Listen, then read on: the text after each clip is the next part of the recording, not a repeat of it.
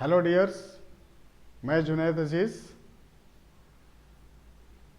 मेरी बात अभी आपके साथ होगी कि जो नई शिक्षा है भारत में, तो नई शिक्षा का भारतीय समाज पर जो प्रभाव पड़ा है, ये प्रभाव सकारात्मक है या नकारात्मक, मतलब इसके जो इम्पैक्ट्स हैं इंडियन सोसाइटी पे वो पॉजिटिव है या निगेटिव है।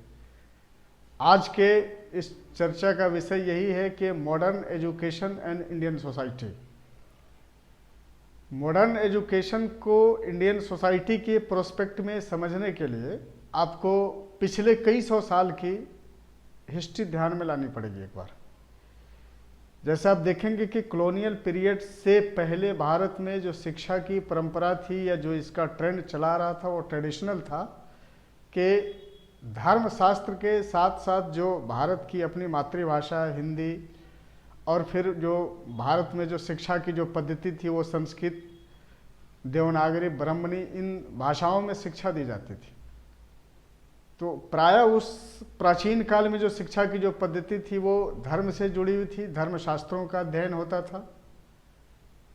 तो ये धर्मशास्त्र मानव के दिल और दिमाग पर ऐसा प्रभाव डालता था कि आदमी एक सामाजिक रीति रिवाज और धार्मिक रीति रिवाज के बंधनों में बंधता हुआ दिख रहा था। लेकिन जैसे ही 19वीं शताब्दी में कॉलोनियल रूल की जब स्प्रेडिंग होती है भारत में, इंपीरियलिज्म जब बड़े जोर पे भारत में फैला, तो दो तरह के थिंकर्स इंडिया में आए, एक एंग्लिसिस्ट और दूसरा ओरिएंटलिस्ट। एक का ऐसा मानना था कि भारत में नई शिक्षा पद्धति की शुरुआत हो, लेकिन जो मीडियम ऑफ इंस्ट्रक्शन हो वो इंग्लिश हो, मतलब मॉडर्न हो और टेक्निकल हो। जबकि दूसरे ग्रुप का ऐसा मानना था कि भारत में नई शिक्षा तो आनी चाहिए लेकिन मीडियम ऑफ इंस्ट्रक्शन ये हिंदी हो और संस्कृत हो। चूँकि हिंदी और संस्कृत भारत में बोली जाने वाली ये दो ऐसी भाषाएं हैं कि संस्कृत के बारे में बताया जाता है कि ये भारत में ऋषि मुनियों और देवों की भाषा है और उसी से मॉडिफिकेट होने के बाद हिंदी का अस्तित्व सामने आया। तो हिंदी भी अपने में लगभग उन तमाम खूबियों को, विशेषताओं को समेटे हुई है जो संस्कृत में गाहे बगाहे देखने को मिलते हैं।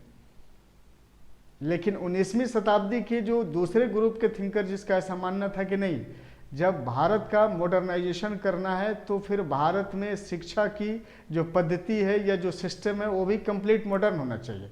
मतलब इस ट्रेडिशनल जो वे ऑफ लाइफ है या जो मोड ऑफ लिविंग है या जो एजुकेशन का सिस्टम है उससे थोड़ा ऊपर उठना है। तो थोड़ा ऊपर उठ करके हमने इंग्लिश मीडियम को एजुकेशन को, टेक्निकल और साइंटिफिक एजुकेशन को हमने बेस बनाया भारत में। तो 19वीं सेंचुरी के बाद भारत में जैसे जैसे इस मॉडर्न एजुकेशन की शुरुआत हुई और ये मॉडर्न एजुकेशन जब डेवलप होने लगा तो इसने भारतीय समाज पर कैसे प्रभाव डाला, ये चर्चा का विषय यह है। तो भारत के समाज के प्रोस्पेक्ट में शिक्षा नीति को देखेंगे तो इसने दो रिजल्ट्स आपको दिए। एक रिजल्ट तो इसका निगेटिव है, दूसरा रिजल्ट पॉजिटिव है। पॉजिटिव रिजल्ट का मतलब यह है कि इंडियन सोसाइटी को कहीं ना कहीं ये दुनिया के दूसरे देशों के सोसाइटी के लेवल में ला करके खड़ा किया है इस मॉडर्न एजुकेशन ने, कि आज भारतीय बड़ी संख्या में दूसरे देशों में जाते हैं या फिर दूसरे लोगों से देशों से लोग यहाँ आते हैं।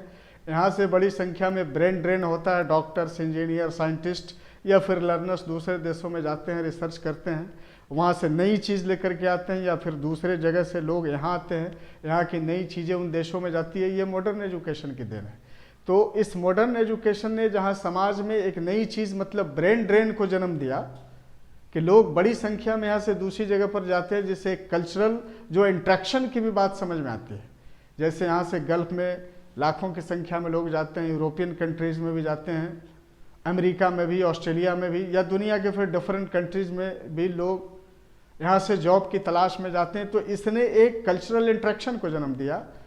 हमारा भारतीय समाज जो पहले यूरोपियन सोसाइटी से परिचित नहीं था, अमेरिकन सोसाइटी से परिचित नहीं था, फिर मिडिल ईस्ट के कल्चर से परिचित नहीं था, तो इस ब्रेन ड्रेन ने उन चीज़ों को भारत में लाके खड़ा कर दिया।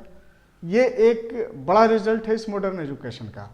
लेकिन वहीं दूसरी तरफ आप देखेंगे जो नकारात्मक नतीजे या परिणाम जो समाज पर देखने को मिलते हैं इस नई शिक्षा का, वो थोड़ा सा डरावना है, या फिर वो थोड़ा सा चिंता का विषय है, या कहीं ना कहीं आपको ये सोचने पर मजबूर कर देता है कि हमारी संस्कृति कहीं ना कहीं से लड़खड़ाती हुई है, नज़र आ रही है। बल्कि ऐसा ये है कि हमारी जो संस्कृति की जो नाव है ये दरअसल तूफान में घिरी हुई है और तूफान से लड़ते हुए आगे बढ़ रही है। अगर ये ट्रेंड ऐसे ही चलता रहा तो एक समय निश्चित रूप से ऐसा आएगा, निकट भविष्य में इसकी कल्पना कीजिए कि निकट भविष्य में एक ऐसा समय आएगा कि आपकी संस्कृति की पहचान खत्म हो जाएगी और आपकी संस्कृति पे दुनिया के दूसरे देशों की संस्कृति हावी हो जाएगी। तो उस समय आपको लगेगा कि इस नई शिक्षा नीति को भारत में लाने से आपने क्या खोया और क्या पाया।